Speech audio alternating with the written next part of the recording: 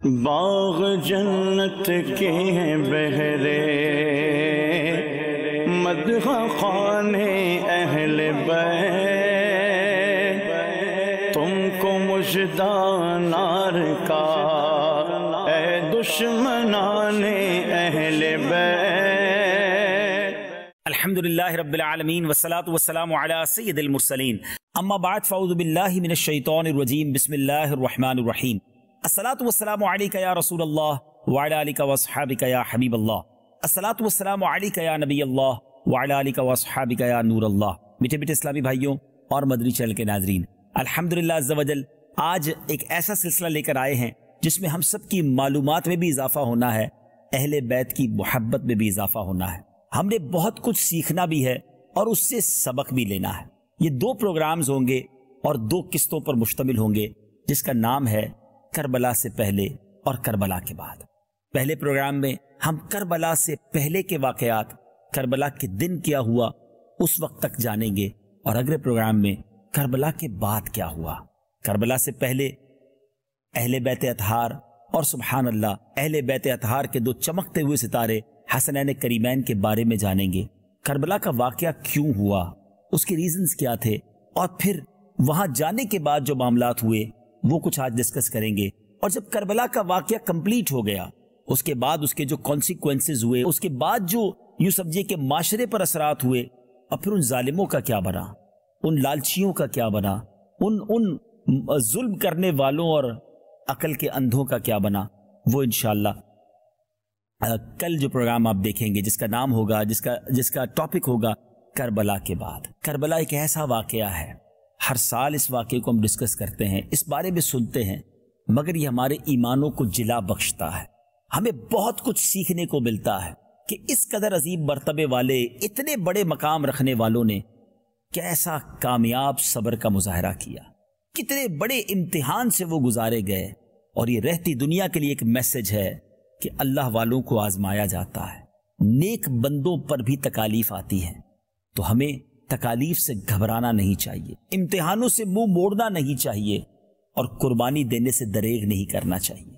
وہ لوگ جو نبی پاک کی آنکھوں کا تارا تھے، وہ لوگ جو پیارے آقا کی آنکھوں کی ٹھنڈک دے، جن کا مقام کتنا بڑا ہے۔ آج سنیں گے ہم کہ امام حسن اور امام حسین، حسنین کریمین، سبحان اللہ، یہ کس قدر نبی پاک جن کو چاہتے، پیارے آقا ان سے کتنی محبت فرماتے، صحابہ کرام ان سے کتنی محبت فرماتے، ان کے بارے میں احادیث، سبحان اللہ، ایسی احادیث ہیں کہ آج بھی پڑھیں تو ایمان تازہ ہو جاتا ہے۔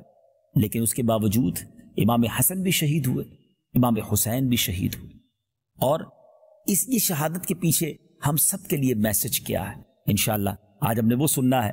سب سے پہلے ہم امام حسن، امام حسین کے کچھ فضائل سنتے ہیں۔ سب سے پہلے ریئلائز ہو کہ جن کی بات ہونے جا رہی ہے ان کا سٹیٹس کیا تھا، ان کا مقام کیا تھا، ان کا مرتبہ کیا تھا، اور پھر یہ سمجھنا آسان ہوگا کہ اتنے بڑے مرتبے والوں کو اتنی بڑی آزمائش، اور پھر ان کی زبان پر صبر ہے، شکر ہے، اللہ کے فیصلوں پر یقین ہے۔ سبحان اللہ، سبحان اللہ۔ یہ بہت سارے شکوے کرنے والے، شکایات کرنے والے، گھبرا جانے والے، مصیبتوں سے ڈر جانے والوں کے لیے اللہ نے چاہا بڑا زبردست یہ پروگرام ثابت ہوگا۔ اگر آپ غور سے دیکھیں گے تو اپنی مشکلیں، اپنی پریشانیاں، اپنے دکھ تو بہت تھوڑے لگیں گے۔ سبحان اللہ، امیر اہل سنت کا مجھے وہ شعر یاد آ رہا ہے کہ پیارے مبلغ معمولی سی مشکل پہ تو گھبراتا ہے، دیکھ حسین نے دین کی خاطر سارا گھر قربان کیا۔ تو انہوں نے تو سارا گھر قربان کر دیا، اور ہم چھوٹی چھوٹی پرابلمز پر کمپلین کرتے ہیں، شکوے کرتے ہیں، شکایات کرتے ہیں۔ ایسا نہیں ہونا چاہیے۔ ایک طرف تو اپنے آپ کو اہل بیت کا غلام کہتے ہیں، پنجتن کا غلام کہتے ہیں، امام حسین کا چاہنے والا کہتے ہیں، ہمارے گھر میں نیاز بھی بنتی ہے، ان کے لیے فاتحہ بھی ہوتی ہے اور ہونی چاہیے، لیکن صرف نیاز کرنا، صرف فاتحہ دے دینا ہی حسینیت نہیں ہے نا، صرف اہل بیت سے محبت اسی چیز کا نام نہیں ہے، ان کے نقش قدم پر چلنا۔ بہت کچھ آج انشاءاللہ اللہ نے چاہا آپ سنیں گے۔ سب سے پہلے فضائل حسنین کریمین سنتے، اور سبحان اللہ یہ تو گھرانہ ہی کمال کا ہے، کیا گھرانہ میرے حضور کا ہے، سبحان اللہ۔ سیدی اعلیٰ حضرت سے پوچھئے نا اس گھرانے کے بارے میں کیا کمال کی بات کہتے ہیں، فرماتے ہیں کیا بات رضا اس چمنستان کرم کی، کیا بات رضا اس چمنستان کرم کی، زہرا ہے کلی جس میں حسین اور حسن پھول۔ کیا بات رضا اس چمن ستان کرم کی، کیا بات رضا اس چمن ستان کرم کی، صحرا ہے کلی جس میں حسین اور حسن پھول، صحرا ہے کلی جس میں حسین اور حسن پھول۔ سبحان اللہ سبحان اللہ۔ یہ حسین اور حسن پھول سیدی اعلیٰ حضرت نے ایسے نہیں کہا، یہ بخاری شریف کی حدیث ہے۔ حضرت ابن عمر رضی اللہ تعالیٰ عنہ سے مروی ہے کہ نبی پاک علیہ الصلوۃ والسلام نے ارشاد فرمایا، حسن حسین رضی اللہ تعالیٰ عنہما دنیا میں میرے دو پھول ہیں۔ سبحان اللہ۔ ترمذی کی حدیث میں ہے، نبی پاک علیہ الصلوۃ والسلام نے فرمایا، حسن اور حسین رضی اللہ تعالیٰ عنہما جنتی نوجوانوں کے سردار ہیں، یہ جنتی جوانوں کے سردار نبی پاک جنہیں اپنا پھول فرمائیں۔ سبحان اللہ۔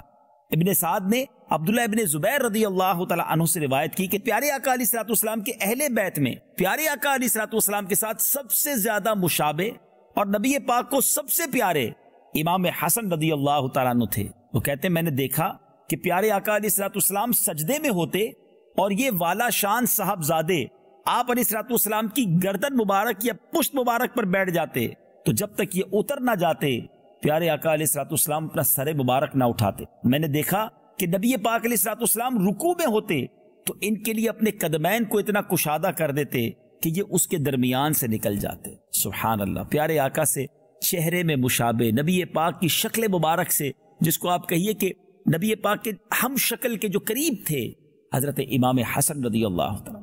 بڑی کمال کی بات ہے، یہ دونوں شہزادے جو تھے نا، ان کی ایک اور شان بیان کروں کہ امام حسن جو ہیں سر سے لے کر سینے تک پیارے آقا سے مشابہ تھے، اور امام حسین سینے سے لے کر قدم مبارک تک مشابہ تھے۔ سبحان اللہ سبحان اللہ۔ یعنی صحابہ کرام کو جب نبی پاک علیہ الصلوۃ والسلام کا دیدار کرنا ہوتا تھا تو ان دونوں شہزادوں کو اکٹھا کر لیتے تو تصویر مصطفیٰ سامنے آ جایا کرتی۔ اور کمال کی بات یہ ہے کہ سید اعلیٰ حضرت نے اس خوبصورت مشابہت کو کس پیارے انداز میں لکھا، ایک سینے تک مشابہ، ایک وہاں سے پاؤں تک، حسن سبتین ان کے جاموں میں ہے نیما نور کا، صاف شکل پاک ہے دونوں کے ملنے سے عیاں، خطے تو ام میں لکھا ہے یہ دو ورقہ نور کا۔ تھوڑے مشکل الفاظ ہیں، پہلے آپ کو سمجھا دیتا ہوں، پھر انشاءاللہ طرز میں سنیں گے تو اور ایمان تازہ ہو جائے گا۔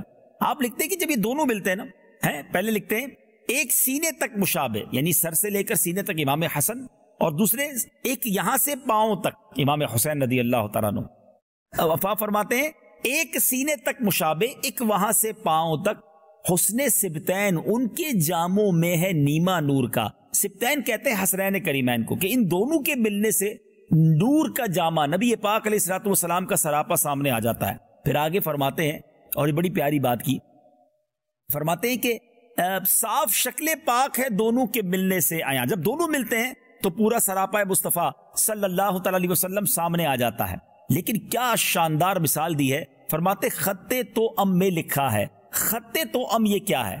یہ ایسی ٹرمینالوجی ہے، ایک ایسی اصطلاح ہے جو جنگ کے دنوں میں فوجی اس طرح کے خط بھیجا کرتے تھے کہ پہلے کے زمانے میں ظاہر ہے یہ ٹیلی گرام اور فیکس اور واٹس ایپ وغیرہ تو نہیں تھا، کسی قاصد کے ذریعے خط بھیجا جاتا، تو پہلے آدھا خط بھیجا جاتا تاکہ اگر راستے میں کوئی پکڑ لے اور وہ خط چھین لے تو پتہ نہ چلے کہ پلان کیا ہے، پوری اسٹریٹجی سامنے ڈکلیئر نہ ہو جائے، تو وہ آدھا خط بھیجتے، جب وہ آدھا مل جاتا پھر آدھا بھیجتے، تو جب دونوں کو ملایا جاتا تو بات پوری سمجھ آتی تھی۔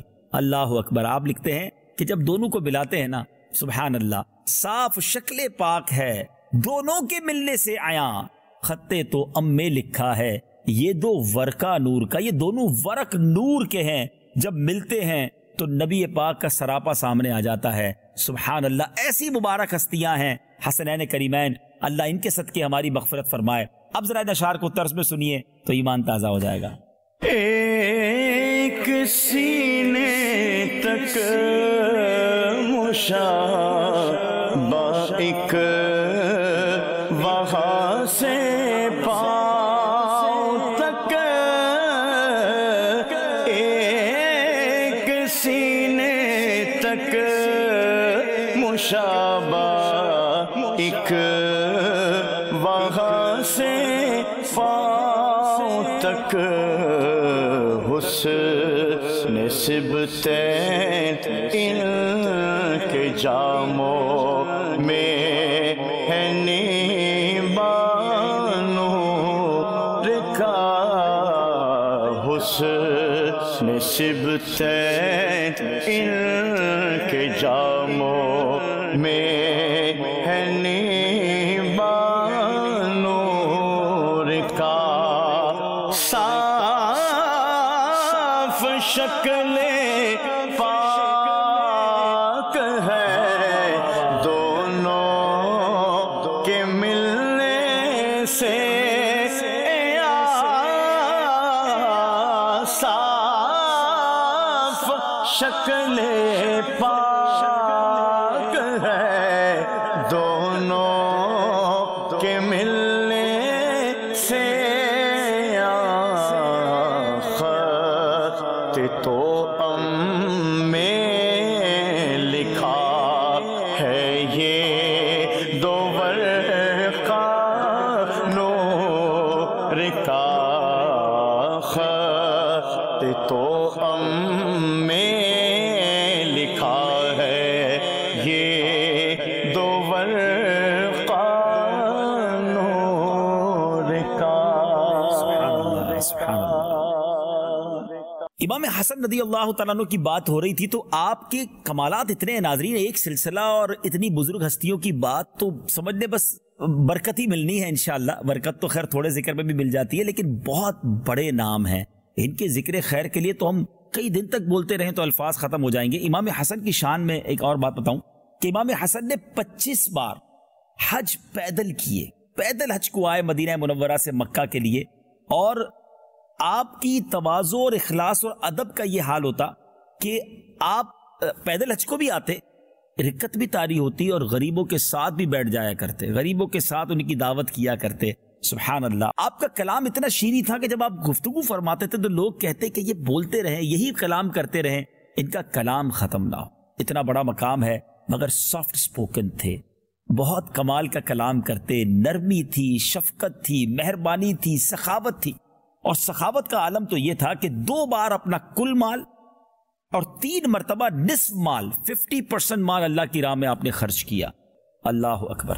یہ سخاوت، جبھی تو ہم نے کہا یہ گھرانہ میرے حضور کا ہے، یہ چمنستان کرم کے چمکتے ہوئے پھول تھے، نبی پاک کی تربیت کا شاہکار تھے۔ اب بات کرتے ہیں امام عالی مقام امام حسین رضی اللہ تعالیٰ عنہ۔ سبحان اللہ سبحان اللہ۔ آپ کی ولادت 5 شعبان کو سن 4 ہجری میں مدینہ منورہ میں ہوئی۔ نبی پاک علیہ السلام نے آپ کا نام حسین اور شبیر رکھا۔ یاد رہے کہ شبر اور شبیر ان کے معنی ہی حسن اور حسین بنتے ہیں، اور یہ وہ کمال کے نام ہیں۔ یہ سریانی زبان میں شبر اور شبیر کہتے ہیں، عربی میں اس کو حسن اور حسین کہتے ہیں۔ اور یہ نام بڑی کمال کی بات بتانے جا رہا ہوں کہ اس سے پہلے یعنی ان دونوں کو رکھنے سے پہلے دنیا میں کسی کے نام نہیں رکھے گئے تھے، یہ جنت سے نام آئے ہیں۔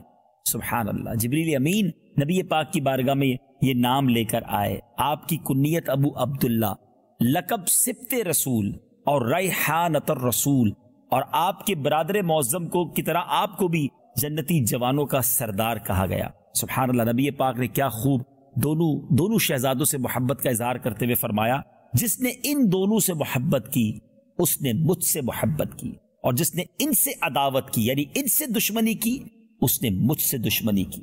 اللہ اکبر۔ کیوں نہ ساری دنیا کے عاشقان رسول اہل بیت سے محبت کا اظہار کریں، اور ان سے تو ہمیں بے حد پیار ہے۔ جو آقا کی آنکھوں کے تارے ہیں وہ ہمارے سر کے تاج ہیں۔ سبحان اللہ۔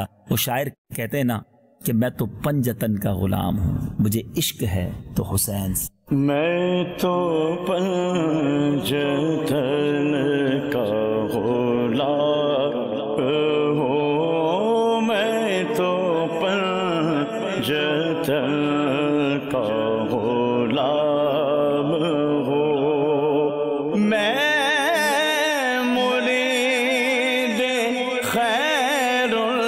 الانام ہوں، میں مرید خیر الانام ہوں، میں تو پنجتن کا غلام ہوں، میں تو پنجتن کا غلام ہوں، مجھے عشق ہے تو خدا سے ہے،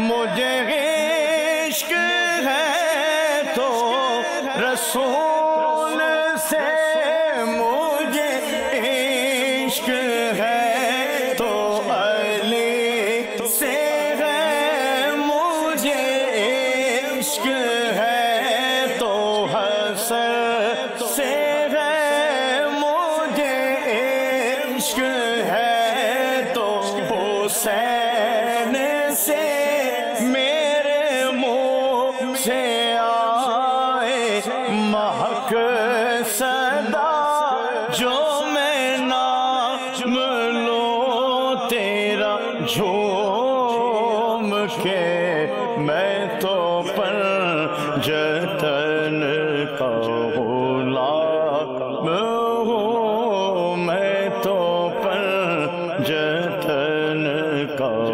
غلام ہوں۔ اللہ اکبر، مرتبہ کیسا ہے! ایک بار نبی پاک نے فرمایا یہ دونوں عرش کی تلواریں ہیں۔ ناظرین ذرا سوچئے کس کی زبان سے ہم بات سن رہے ہیں؟ نبی پاک کی حدیثیں، پیارے آقا کے یہ فرامین حسنین کریمین کی عظمت اور بلندی کا پتہ دے رہی ہے۔ امام حسین کے بارے میں نبی پاک فرماتے ہیں الحسین منی و انا من الحسین، حسین مجھ سے ہیں اور میں حسین سے ہوں۔ سبحان اللہ، سبحان اللہ۔ اور کس قدر پیار تھا کہ ایک بار نبی پاک علیہ السلام کے داہنے زانوں پر امام حسین اور بائیں پر پیارے آقا علیہ السلام کے اپنے صاحبزادے حضرت ابراہیم رضی اللہ تعالیٰ عنہ موجود تھے۔ حضرت جبرائیل نے حاضر ہو کر عرض کی کہ حضور ان دونوں کو اللہ عز و جل آپ کے پاس نہ رکھے گا، آپ ایک کو اختیار فرما لیں۔ چوائس دی گئی۔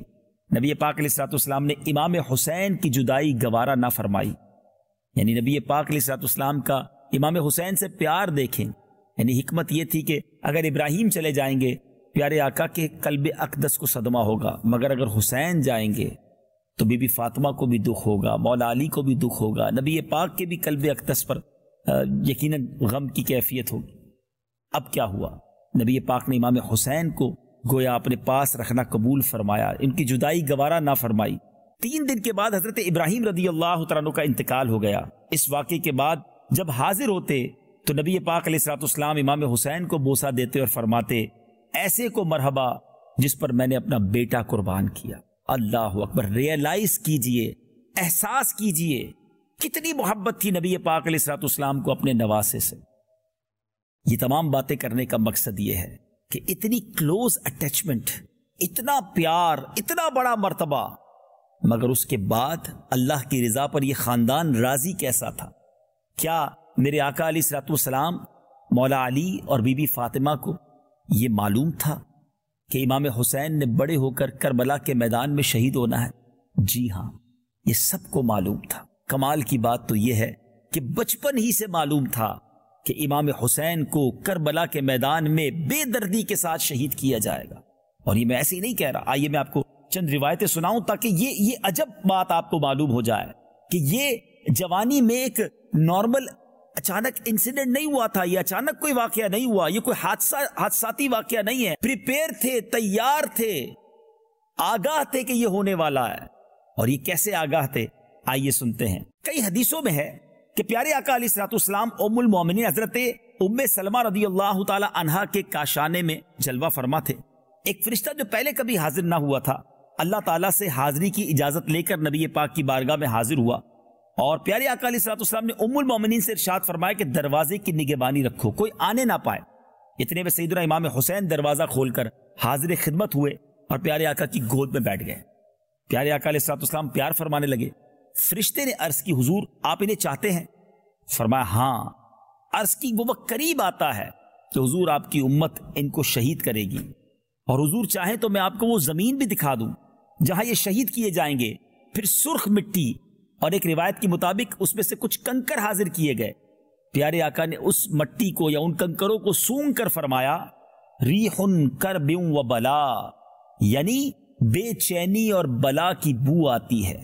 پھر ام المومنین حضرت ام سلمہ رضی اللہ تعالی عنہ کو وہ مٹی عطا ہوئی اور ارشاد ہوا جب یہ خون ہو جائے تو جاننا کہ حسین شہید ہو گئے ہیں۔ انہوں نے وہ مٹی جو ہے ایک شیشی میں رکھ چھوڑی۔ ام المومنین فرماتی ہے کہ جس دن یہ مٹی خون ہو جائے گی وہ کیسی سختی کا دن ہوگا۔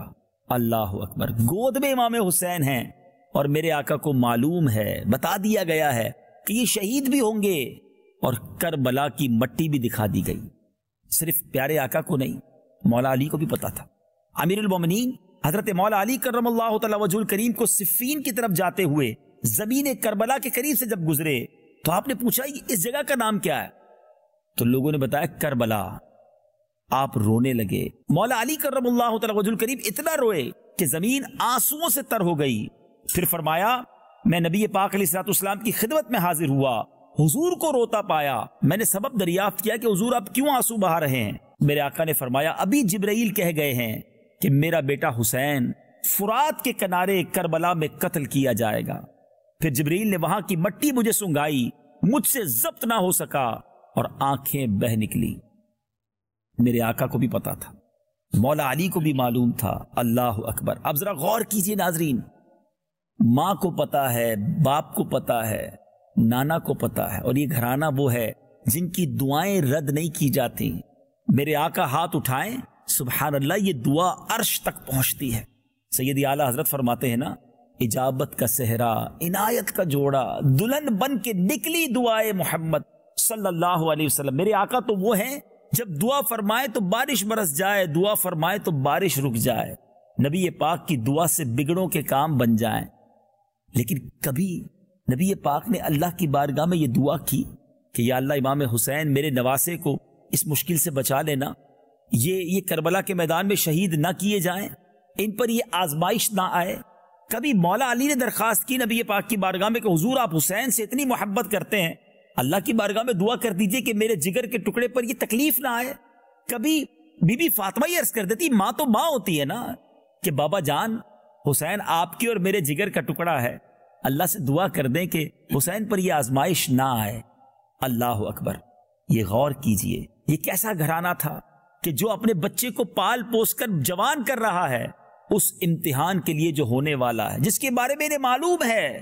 یہ زبردست پیغام ہے۔ کربلا سے پہلے یہ سیکھنا ہے مجھے اور آپ کو کہ یہ کیا درس مل رہا ہے کہ امتحان کا معلوم ہے مگر امتحان سے منہ نہیں موڑا جا رہا۔ رب کی رضا پر راضی ہیں، مشکل ہے اللہ کی طرف سے ہے، لبیک۔ مگر آج ہم کیا کرتے ہیں؟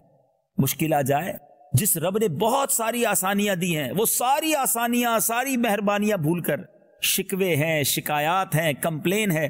آج کسی سے طبیعت پوچھ لو تو پھر بعد میں احساس ہوتا ہے نہیں پوچھتے تو اچھا تھا۔ اس کے بعد جو اس کے شکوے شروع ہوتے ہیں، نہیں جناب بڑا حالت خراب ہے، طبیعت بھی خراب ہے، کاروبار بھی ٹھیک نہیں ہے، گھر میں بھی بڑی ٹینشن ہے، پریشانیاں ہی پریشانیاں ہیں۔ بندہ سوچے کہ اس کو اللہ نے کوئی نعمت نہیں دی جو صرف شکوے کر رہا۔ ایسا نہ کرے، ہر حال میں ناظرین اللہ کا شکر ادا کرے، اور شکر ادا کرنے والوں کو رب اور عطا فرماتا ہے۔ زباں پر شکوے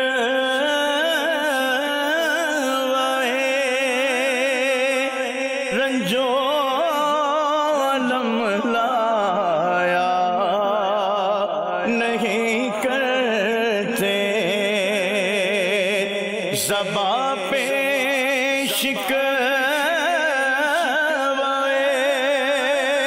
رنجو علم لایا نہیں کرتے، نبی کے نام لیوا غم سے گھبرایا نہیں کرتے، نبی کے نام لیوا غم سے گھبرایا نہیں کرتے۔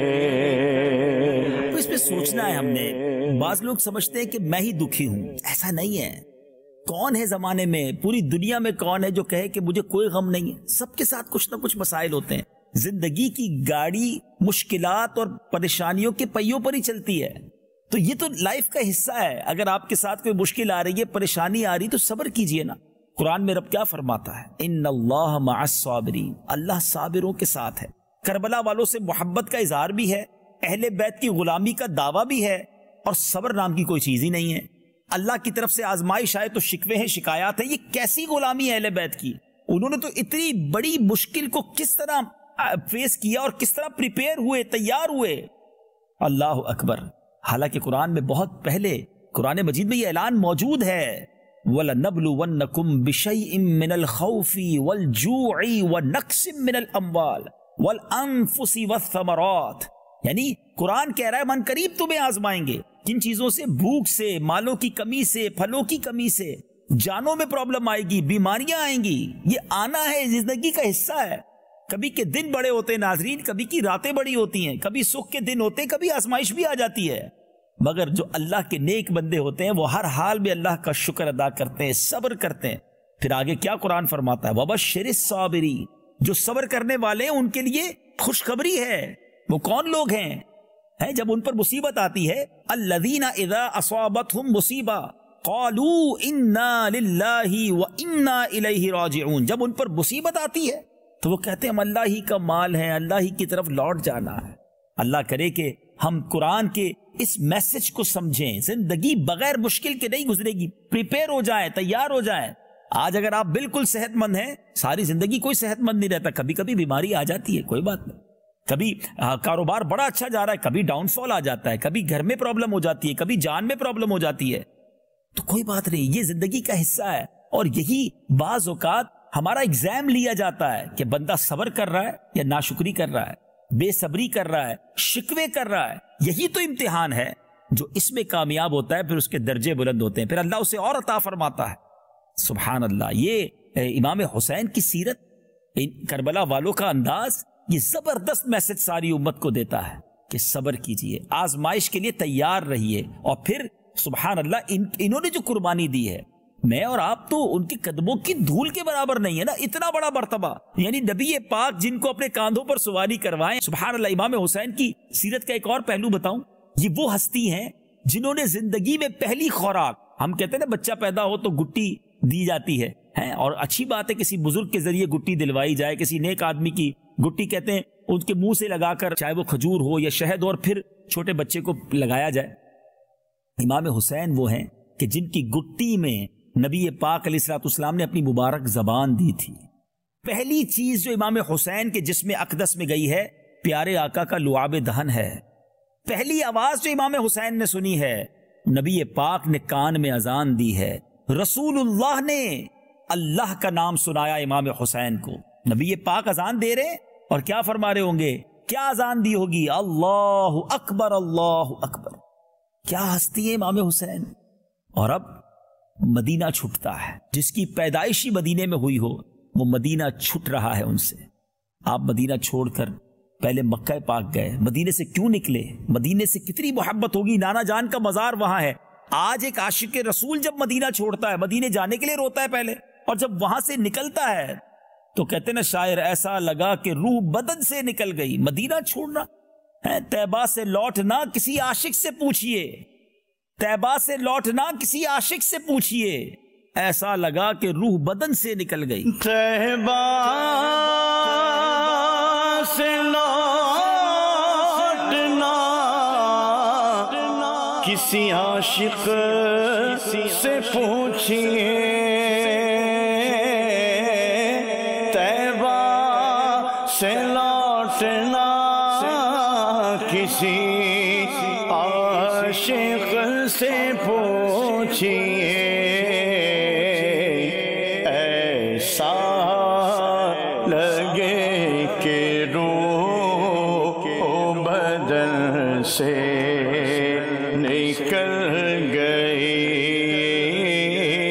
ایسا لگے کہ روح بدن سے نکل گئی.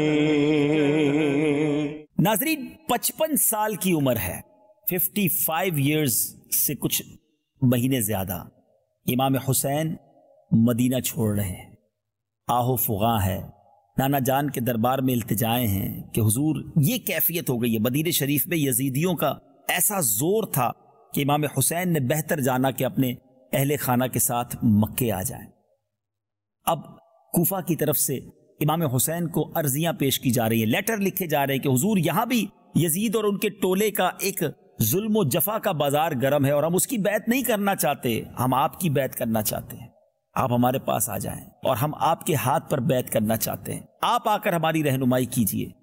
اب مکہ پاک آ گئے، رگوں میں مولا علی کا خون تھا، شیر خدا کا خون تھا، بہادر نسل تھی، یہ کوئی عام لوگ نہ تھے، معلوم بھی تھا، پتہ بھی تھا کہ کربلا میں یہ وہی علاقہ ہے جہاں شہید کیا جائے گا۔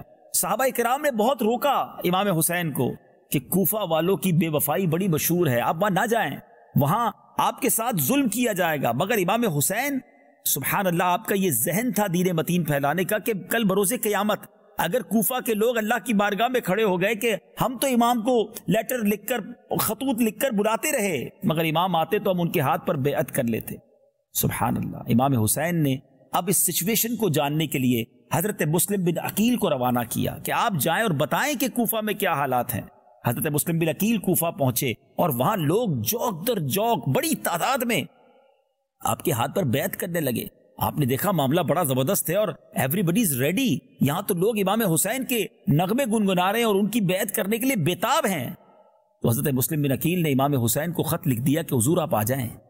اب پہلے کے زمانے میں یہ فون اور فیکس اور ایس ایم ایس تو تھے نہیں کہ منٹوں میں جواب، سوال جائے اور منٹوں میں جواب آ جائے، خط باقاعدہ بھیجا جاتا تھا۔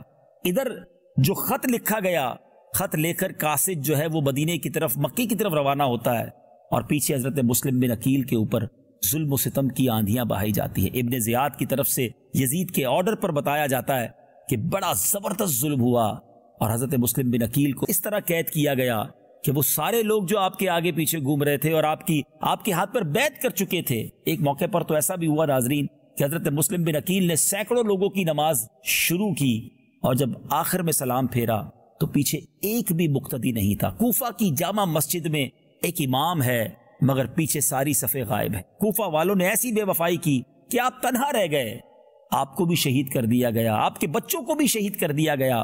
حضرت مسلم بن عقیل کی آخری وقت بھی یہی فکر تھی، اپنی فکر نہ تھی، آپ کو یہ فکر تھی کہ میں امام حسین کو خط لکھ چکا ہوں، میرے ساتھ یہ حال کر رہے ہیں تو امام عالی مقام کے ساتھ کیا کریں گے۔ مگر آپ اسی حسرت میں دنیا سے چلے گئے۔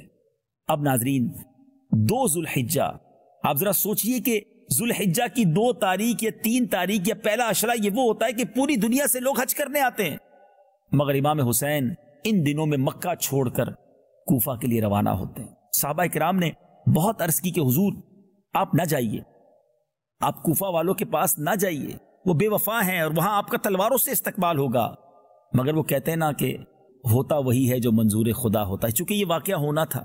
امام حسین کوفہ والوں کی ہمدردی میں اپنے وطن سے نکلے اور یاد رہے یہ لڑائی کے لیے نہیں گئے تھے، 82 لوگوں میں بچے بھی تھے، عورتیں بھی تھیں، ایک گویا فیملی قافلہ تھا کہ وہاں محبت سے بلایا جا رہا ہے، وہاں جائیں گے اور انہیں نیکی کی دعوت دیں گے اور امام حسین کے ہاتھ پر کوفہ والے بیعت کر لیں گے۔ اچھا، ایک اور عجیب بات کہ دوران ٹریول مکے سے نکلے ہیں، راستے میں یہ بھی پتا چل گیا کہ حضرت مسلم بن عقیل کو شہید کر دیا گیا ہے، کوفہ والوں نے بے وفائی کر دی ہے۔ اب قافلے میں 2 رائے ہو گئی، کچھ لوگ کہنے لگے کہ اب جانے کا فائدہ نہیں ہے، مگر امام حسین کا کہنا تھا کہ اب رخت سفر باندھ لیا ہے تو آگے ہی چلیں گے۔ کربلا کا واقعہ بہت طویل ہے ناظرین، یہ ایک پروگرام میں ہم بیان نہیں کر سکتے اور اس کے بہت ساری تفاصیل ہیں، اور آپ امید ہے مدنی چینل پر سنیں گے، نگران شورا 9-10 محرم کو جب یہ واقعہ بیان کریں گے اس وقت بھی آپ سنیں گے۔ لیکن میں چاہتا یہ ہوں کہ کربلا سے پہلے کے جو واقعات ہیں اور کربلا کے دن کے واقعات سے ہمیں سبق کیا لینا ہے، ہم ان چیزوں کو کور کرنے کی کوشش کر رہے ہیں۔ اب وہاں جب پہنچتے ہیں تو حر 1000 کی فوج لے کر آپ کو انٹرسپٹ کرنے کے لیے، آپ کو روکنے کے لیے آتا ہے، اور اس وقت وہ یزید کی فوج میں ہوتے ہیں، مگر امام حسین سے بھی محبت ہے، امام حسین سے عقیدت بھی ہے۔ جب وہاں نماز کا وقت ہوتا تھا تو امام حسین ہی امامت کرتے تھے اور حر اور اس کے ساتھی امام حسین کے پیچھے نماز پڑھتے تھے۔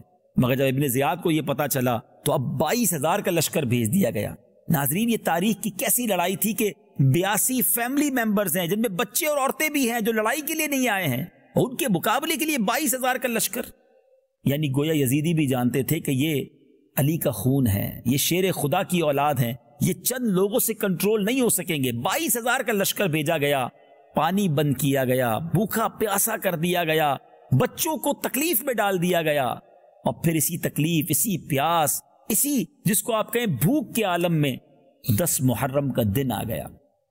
سن 61 ہجری ہے، اور 10 محرم کو اس آسمان نے، اس زمین نے یہ منظر کیسے دیکھا ہوگا کہ جن کو نبی پاک سونگھا کرتے تھے، جن کو اپنی زبان دیا کرتے اور نبی پاک کے لعاب کو وہ اپنی غذا بنایا کرتے تھے، ان شہزادوں کو، ان اہل بیت اطہار کو بڑی بے دردی کے ساتھ کربلا کے میدان میں شہید کر دیا گیا. ایک ایک کر کے نوجوانان اہل بیت شہید ہوتے گئے، مگر سب کی زبانوں پر کلمہ طیبہ تو تھا، سب کی زبانوں پر اللہ کی رضا کے نغمے تو تھے، شکوے نہیں تھے، شکایات نہیں تھی. سب جانتے تھے کہ آج شہید ہو رہے ہیں، اور اگلا جو ہمارا مقام ہے وہ جنت الفردوس ہے، وہاں پر ہمارے استقبال کی گویا تیاریاں ہو رہی. اللہ کے وعدوں پر انہیں یقین تھا.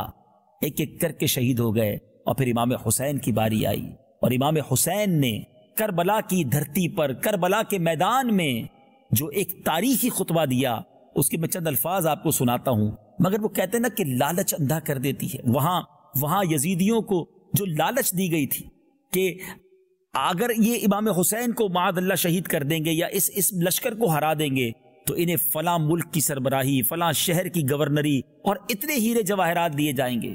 مال کے لالچ میں، اقتدار کے لالچ میں کلمہ پڑھنے والا مسلمان بھی کیسا اندھا ہو سکتا ہے؟ ذرا سوچئے. وہ بھی نماز پڑھتے تھے، وہ بھی اذان دیتے تھے، وہ بھی اللہ کا نام لیتے تھے. اس سے یہ سیکھنے کو ملا کہ صرف نماز پڑھنا، صرف اللہ کا نام لینا کافی نہیں ہے. ایمان کی اصل کیا ہے؟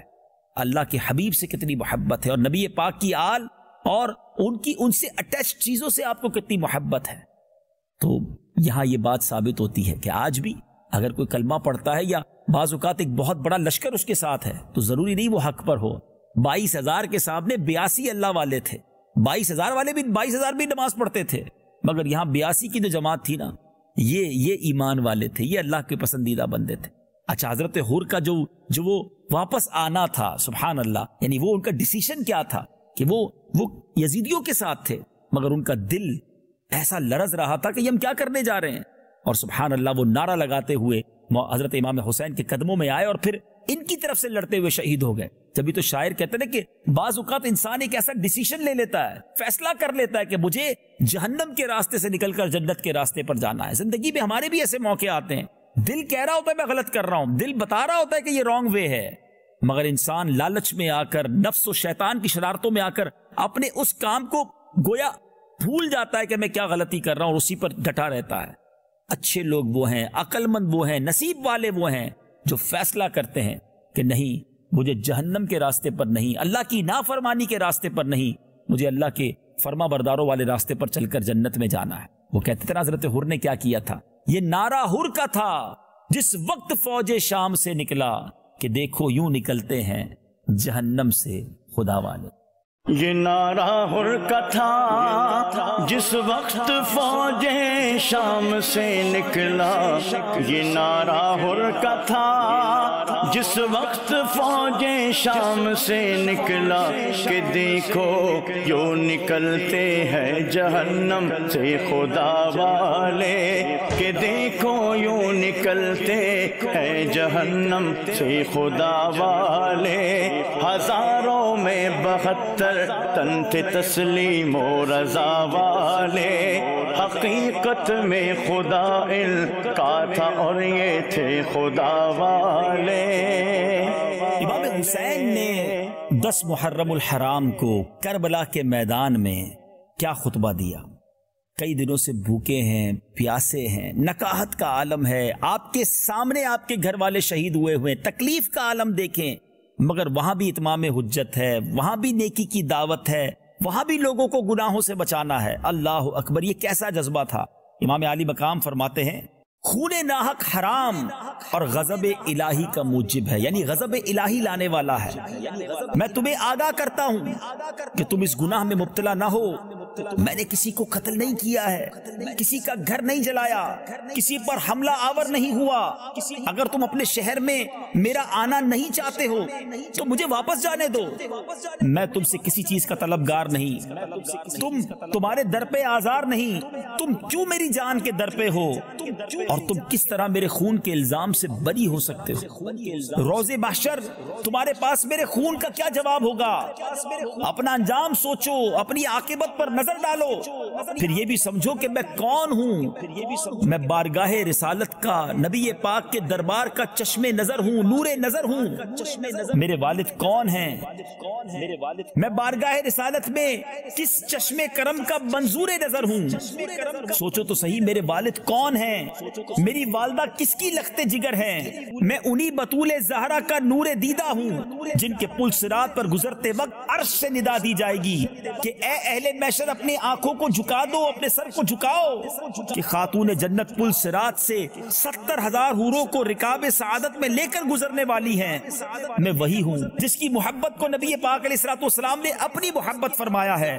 میرے فضائل تمہیں خوب معلوم ہیں، میرے حق میں جو احادیث وارد ہوئی ہیں تم ان سے بے خبر نہیں ہو۔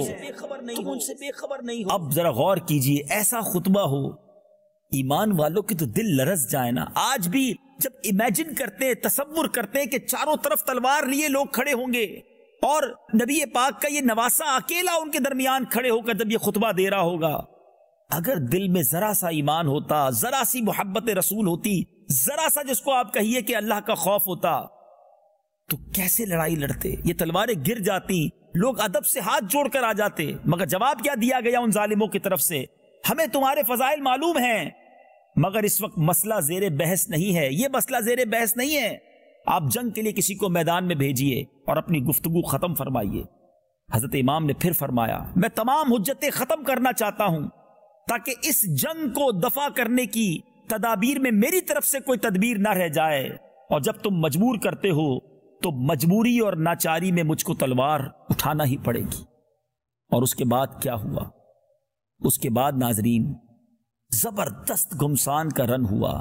نبی پاک کی آل کے ان شہزادوں نے جب تلوار اٹھائی تو اچھے اچھے سورما کو زمین بوس کر دیا، خاک و خون میں نہلا دیا، مگر اس کے بعد خود زخموں سے چور ہو کر شہید ہوتے چلے گئے۔ اس کے بعد جب امام عالی مقام کی شہادت کا وقت آیا تو آپ نے عین شہادت کے وقت بھی سجدہ کیا، 2 رکعت نفل ادا کی۔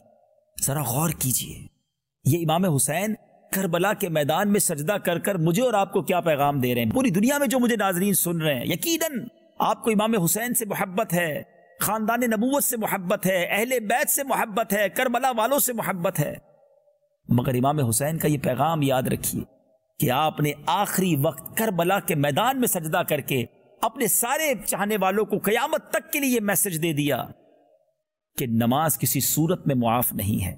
تلواروں کے سائے میں امام حسین نے سجدہ کر کے پیغام دیا کہ میں تو ایسی کیفیت میں بھی اللہ کو سجدہ کر رہا ہوں اور تم آسانی کے دنوں میں بھی نماز نہیں پڑھتے۔ مجھے بتائیے نا، کیا پنجتن کے غلام کی نماز قضا ہو سکتی ہے؟ کیا امام حسین کے چاہنے والا فرض نماز چھوڑ سکتا ہے؟ وہ کس منہ سے امام حسین کو قیامت کے دن منہ دکھائے گا؟ جب امام حسین نے یہ پوچھ لیا کہ میں کربلا کے میدان میں سجدے میں تھا، جس وقت سر قلم کیا گیا آپ کا اس وقت بھی آپ سجدے میں ہیں، اور اہل بیت کے چاہنے والے کی نمازیں قضا ہو جائیں۔ خدارا، اے حسینیت سے محبت کرنے والو، حسینیت کا پیغام لینے والو، امام حسین کے چاہنے والو، حسینیت ہی یہی ہے کہ نماز قضا نہ ہو، صبر ہو، شکر ہو، اللہ کے فیصلوں پر یقین اور اس کو تسلیم کیا جائے، اور جب باطل کے سامنے موقع ملے تو ڈٹ جانا چاہیے۔ کمپرومائز کرنا یہ حسینیت نہیں ہے، یہ امام حسین کا اور کربلا کا پیغام نہیں ہے۔ آج لوگ کہتے ہیں جناب کیا کریں، مارکیٹ میں جو چلتا ہے وہ کرنا پڑتا ہے، ہمارے خاندان میں یہ ریت رواج ہے، چلنا پڑے گا، بچے کی شادی ہے تو کیا کرے، خوشی میں کرنا پڑتا ہے، بچے کی خوشی کے لیے میں یہ غلط کام کر رہا ہوں۔ کوئی بیرون ملک ایسے ملک میں چلے جائیں کہ جہاں غلط کام ہو رہے تو کہتے ہیں اس ملک کا ماحول ہی ایسا کرنا پڑے گا۔ امام حسین بھی کہہ دیتے کہ یزید کا دور ہے تو کرنا پڑے گا، کمپرومائز کر لیتے، نہیں، سر کٹا دیا، خاندان لٹا دیا، مگر نانا کے دین کے پرچم کو بلند کر دیا۔ شاعر کہتے ہیں نا، قتل حسین اصل میں مرگ یزید ہے، اسلام زندہ ہوتا ہے ہر کربلا کے بعد۔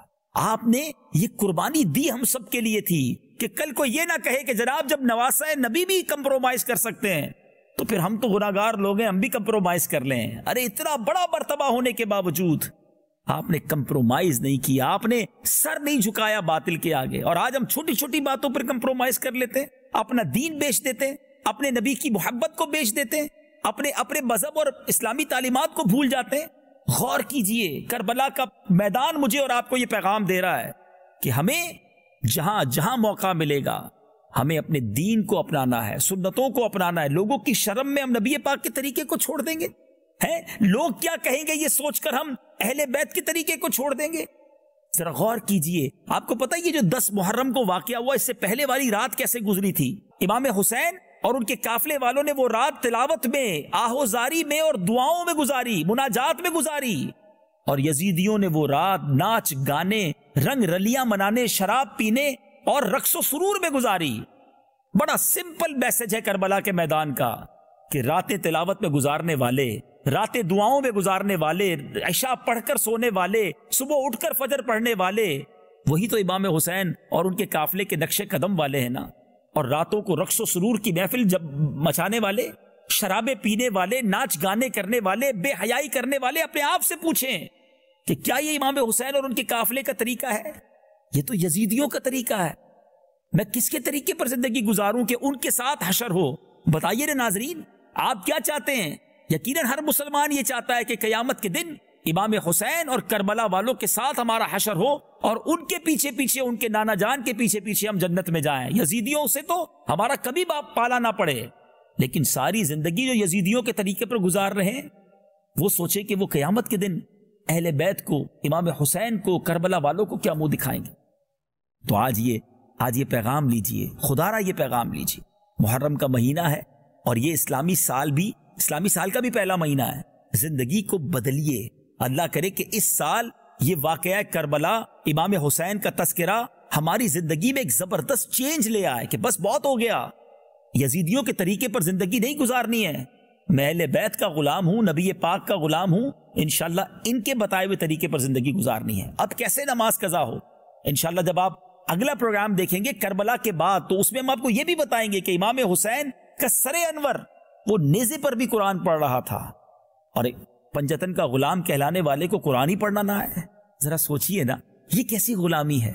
اللہ کرے دل میں اتر جائے میری بات، ہم اپنی زندگی بدلنے میں کامیاب ہو جائیں۔ تو ناظرین، کربلا سے پہلے کی کچھ باتیں ہم نے کی ہیں، اگلے پروگرام میں کربلا کے بعد کے واقعات پر بات کریں گے۔ سلسلے کا وقت اب اختتام کی طرف ہے، آئیے سیدی امام حسن رضا خان صاحب کی منقبت کے 2-3 اشعار سنتے ہیں، اور اسی پر اپنے اس پروگرام کو اینڈ کرتے ہیں، اختتام کرتے ہیں، اور اگلے پروگرام میں جس میں کربلا کے بعد کی باتیں ہوں گی انشاءاللہ اس میں ملاقات ہوگی۔ صلو علی الحبیب صلی اللہ تعالی علی محمد صلی اللہ علیہ وسلم۔ باغ جنت کے ہیں بہرے، مدح خانے اہل بیت، تم کو مژدہ نار کا اے دشمنان اہل بیت، تم کو مژدہ نار کا اے دشمنان اہل بیت، ان کی پاکی کا خدائے پاک کرتا ہے بیان، ان کی پاکی کا خدائے پاک کرتا ہے بیان، آیہ تطہیر سے ظاہر ہے شان اہل بیت، آیہ تطہیر سے ظاہر ہے شان اہل